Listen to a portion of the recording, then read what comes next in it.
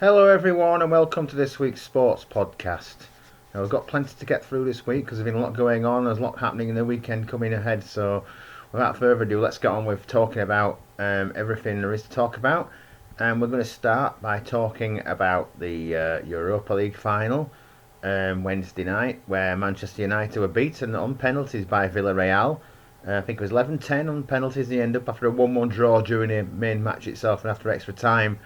One of the main talking points being that David De Gea never really looked like saving any of the penalties from Villarreal, and he was the man who actually missed his spot kick to cost United the game. So sad times for United fans who were expected to win fairly. I wouldn't say fairly comfortably. I think people expected them to win, but they just didn't perform on the night, and I think the players know they didn't perform up to the levels they're expected of them. So disappointment for them. But obviously they are in the Champions League next season anyway, so it's something for them to look forward to next season. This weekend we've got the Champions League final on Saturday evening, and basically Manchester City are just about odds-on favourites against Chelsea at the moment. I think last time I looked at the odds, they were sort of like 4-5, and a little bit higher on the exchanges as well, so closer to evens there. But I think most people expect City to win. Chelsea have beaten them twice this season already, but I think this is the first time where Manchester City have fielded a full team or full strength first 11 as you class what most people see as the first 11 taking part in this game. My view is that they probably will win, but we never know. Anything can happen in a game like this. So at least we're going to have an English winner one way or the other. So that's all good for English football. So something to look ahead to tomorrow night, and hopefully it will be a good match. Also tomorrow of the big games, we've got Brentford against Swansea in the Championship playoff at Wembley at 3 p.m. Just to mention that the Champions League final starts at 8 p.m. by the way. But yeah, Wembley 3 o'clock tomorrow afternoon. We've got Brentford against Swansea in the playoff game of the Championship, which was previously known. I don't think it still is the richest game in football. Brentford against Swansea. My preference would be for Brentford to come in. They've got a new stadium. They play nice football.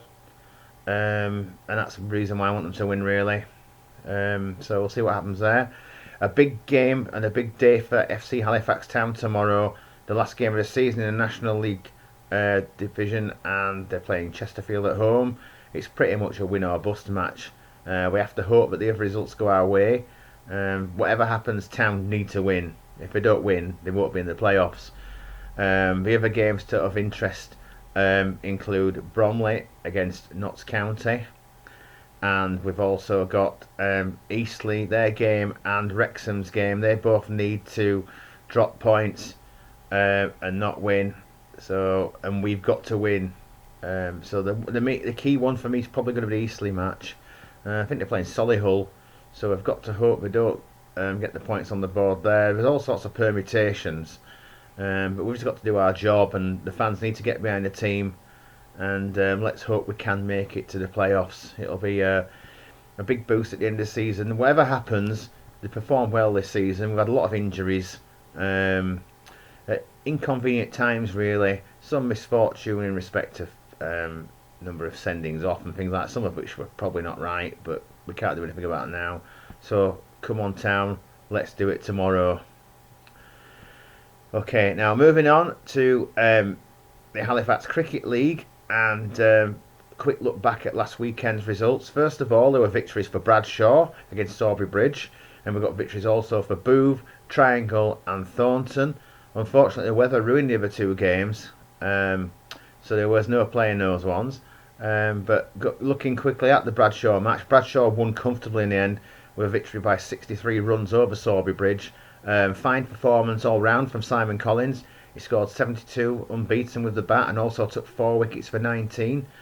So surely he was being the man of the match from that game. And also in terms of batting, Chris Shannon chipped in with 47. And Charlie Holt-Conway scored 38 and Johnny Lister scored 36 in a total of 210 for 4. Sam Mellor and Jake Dixon both taking 2 wickets each for Sawbury Bridge. Obviously in response for Sawbury Bridge, the only real contribution of note was from Chris Metcalf, who put up a good fight with his 48. And like I say, I've already mentioned Simon took 4 wickets, Simon Collins 4 wickets for 19, and a couple of wickets each also for Pierce Fisher and for the aforementioned Johnny Lister. So a good all-round performance there and a good result. And looking forward to this weekend, Bradshaw are at home to SBCI, Boover at home to Copley, Sorby Bridge are at home to Illingworth St Mary's, Thornton are at home to Blackley, Triangle at home to Shelf North Arm Hedgetop, and Worley are at home to Mytholmroyd. Now the forecast hopefully is better for this weekend, so it'd be nice to think that all 6 games will go ahead this weekend, and we'll sort of like get a better idea of how the season is settling down now. We're 5 or 6 matches into the season, so it's time where we sort of like seeing who the main contenders are going to be for the season.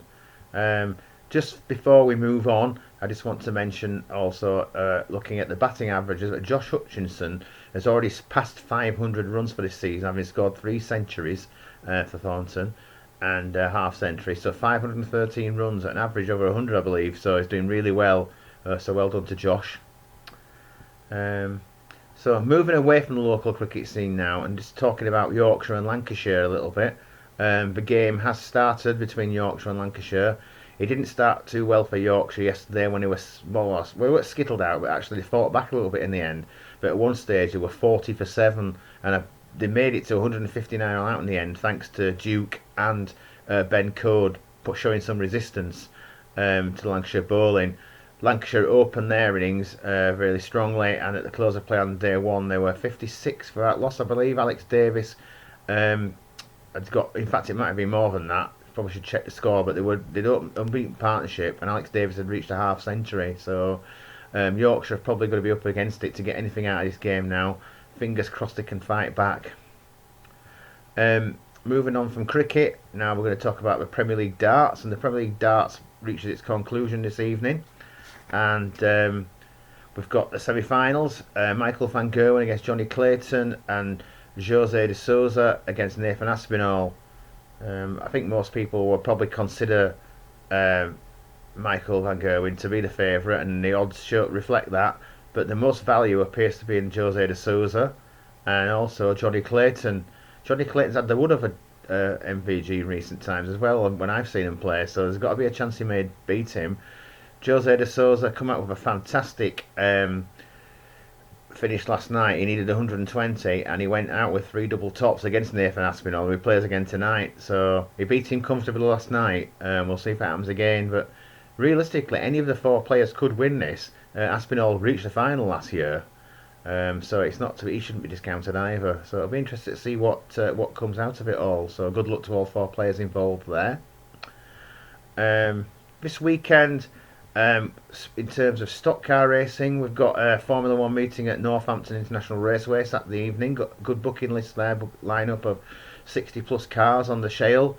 And then on Monday it's the first Formula 1 meeting at the refurbished Odsal Stadium. Again, we've got 75 plus cars booked there. I'm looking forward to going to that event. It should be a great evening. The forecast looks good, so fingers crossed it'll go well. And I'm looking forward to some good racing. I should mention at this point, in terms of Odsal, that Bradford Bulls also returned to Odsal, and they're playing their Championship Rugby League match on Sunday afternoon at 3 o'clock against York at Odsal. At the same time, Halifax Panthers have a big game at home to Featherstone, so 2 big games there for the most local teams to us. So good luck to both teams there. And Halifax have had some up and down results. They've had 2 good results recently, 2 shutouts. They beat Newcastle last weekend, 32-0 after beating Dewsbury the previous weekend 36 points to 0. So they're on a good run at the moment, but be a tough match against Featherstone, who I think second in the table, second only to Toulouse, who Halifax have already been beaten by, and many people are saying are favourites to win the league between them and Featherstone. So this will be another good test for the Panthers. So see how they get on with that game. Be tough for them. In the Super League this weekend, the big match is Saturday, and that's between Catalan and Wigan. Catalan have started the season really well. They've only lost once, but Wigan are unbeaten in the league so far, so something's going to give, I suppose, in that respect. Catalan strong at home, so you could see a victory for them, but we'll see what pans out there as well. Moving on from Rugby League now, we're going to look at Speedway, and in the news from the Speedway world at the moment, Kings Lynn were beaten very heavily last night by Wolverhampton at home. I think it's 32 points to 58. And as a result of that match, they've released Craig Cook, their number one, which has come as a bit of a surprise. He only scored 2 points in last night's meeting, but he did score 11 in his opening meeting. They've released a press statement saying that they want to thank him for his efforts and they hope he'll return to being the rider he has previously shown. There's no bad feeling between the club and the rider, so there may be more to that story. But they've moved quickly to replace him with Richard Lawson. Now, the fans, from what I've seen on the British Speedway forum this morning, the fans are not too pleased about that. So if you've got any thoughts on Richard Lawson replacing Craig Cook, let me know in the comments below. Also, last night, there was a comfortable victory for Ipswich over Sheffield. Sheffield, who were unfortunately missing Jack Holder due to his commitments in the Polish Extraliga. Jason Crump was top scorer for Ipswich with a fine 13 points. And Adam Ellis, making his debut for Sheffield, scored 16. So that's a good return for him, for the depleted Tigers.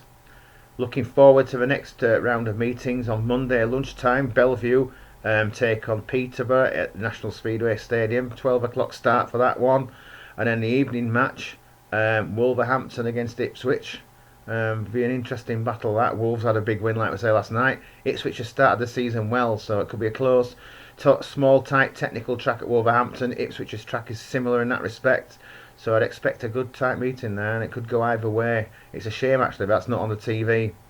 There's no TV match on Eurosport this week. It returns on Monday, the 7th of June. So keep your eyes peeled for the confirmation of which match is going to be shown on that date. Now, to end with, I just want to talk about a couple of things that have come up in the news this week. Firstly, Tottenham, and the somewhat surprising story that Maurizio Pochettino may be returning to White Hart Lane as manager. Some people may be thinking this is to try and tempt Harry Kane to stay after his comments that he would like to leave during the summer. Let us know your thoughts on that. If you think it is a good move, Pochettino coming back, whether you think it will have influence enough to make Kane stay. Looking at a press release I saw from Ladbrokes earlier today, Kane is even money to stay, but you've got to bear, so people will probably think 50-50, that's what evens equates to effectively. However, you've got to bear in that the bookmaker's building an over round, so the realistic chance of him staying are probably slightly less than 50%. But he said he wanted it all sorting before the Euros, and the Euros start, I think, 2 weeks today, so it's going to be a tight schedule for him to get it sorted. I'm sure we're all getting excited for the Euros now. We've got the friendlies coming up just as warm-ups, and we've got England, they've got Austria next Wednesday in a friendly as a warm-up. Gareth Southgate's mentioned, I just want to mention he's named his 33-man provisional squad. That seems to have caused a little bit of controversy as well with regards to some of the players that are in and some of the players that are not in, partially because by Sky, who have sort of like I think they put the ideas into people's head of which players should be in, should be out.